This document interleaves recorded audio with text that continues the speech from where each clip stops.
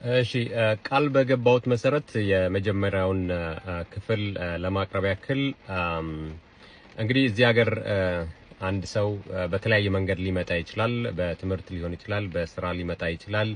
እንዲሁም ደግሞ በቪዚት ወይም ደግሞ ለጉብኝት ይመጣና አሳይለም ሲክ ያደርጋል ወይም እዚሁ ለመቅረት የተለያዩ መረጃዎችን በማቅረብ የሚያካሂዳቸው ነገሮች አሉ።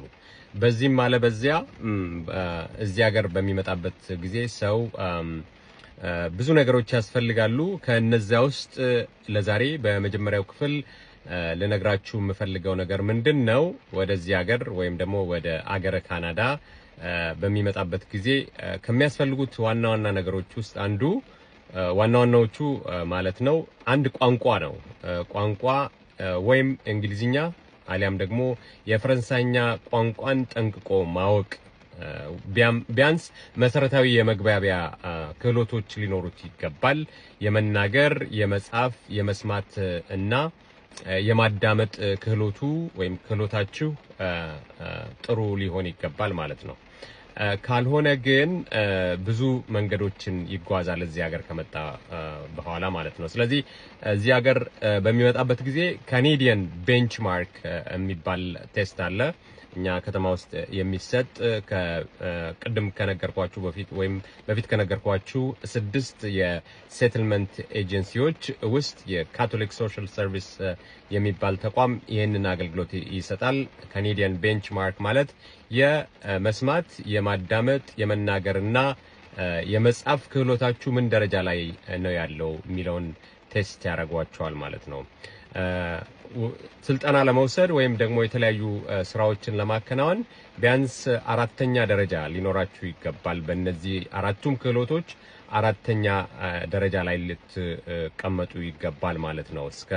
ደረጃው እስከ 10 ይሄዳል ማለት ነው። 4ኛ ደረጃ ላይ ከተቀመጣችሁ ቢያንስ አጫጭር ኮርሶችን ወይም አጫጭር ስልጠናዎችን መውሰድ ትችላላችሁ። ካልሆነ ግን ሊንክ የሚባል ፕሮግራም አለ። ሊንክ የሚባለው ፕሮግራም ምንድነው? የነበራችሁን ደረጃ ለማሻሻል ለምሳሌ 2 3 አካባቢ ከሆነ እነዛን ለማሻሻል ወደ 4 5 ከዛም በላይ ለማምጣት ፕሮግራም ውስጥ ትገባላችሁ ማለት ነው። ያንን ፕሮግራም ለማግኘት ደግሞ ቢያንስ እስከ 6 ወር አንዳንድ ጊዜ ደግሞ እስከ 1 አመት ድረስ የምትጠብቁበት ጊዜ አለ ማለት ነው። ስለዚህ ለእንደዚህ አይነት ቴስቶች ከመቅረባችሁ በፊት ተዘጋጅታችሁ መቅረብ አለባችሁ ማለት ነው። ኦንላይን ላይ የማዳመጥ ክህሎታችሁን፣ የመናገር ክህሎታችሁን፣ የመጻፍ ክህሎታችሁን ለማዳበር በተወሰነ መልኩ ልትሰሩ ይገባል ማለት ነው ወደዛ ከመሄዳችሁ በፊት። ስለዚህ ይሄንን ምክር ልለግሳችሁ እፈልጋለሁኝ። ከዚያ በተጨማሪ ሁለተኛው በጣም የሚያስፈልገው ነገር ደግሞ ምንድነው? የመንጃ ፈቃድ ነው።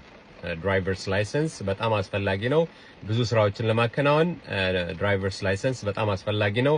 ስለዚህ አገር ቤት ድራይቨርስ ላይሰንስ ወይም የመንጃ ፈቃድ ካላችሁ የአሽከርካሪ መንጃ ፈቃድ ካላችሁ ይዛችሁ ትመጡና እዚህ ሀገር የመጀመሪያው ደረጃ የመንጃ ፈቃድ ክላስ 7 ይባላል። ክላስ 7 ማለት የጽሁፍ ፈተና ተወስዱና ያንን ጽሁፍ ፈተና ስታልፉ ይሰጣችኋል ማለት ነው። ያንን ከወሰዳችሁ በኋላ 1 አመት ያክል ትጠብቃላችሁ።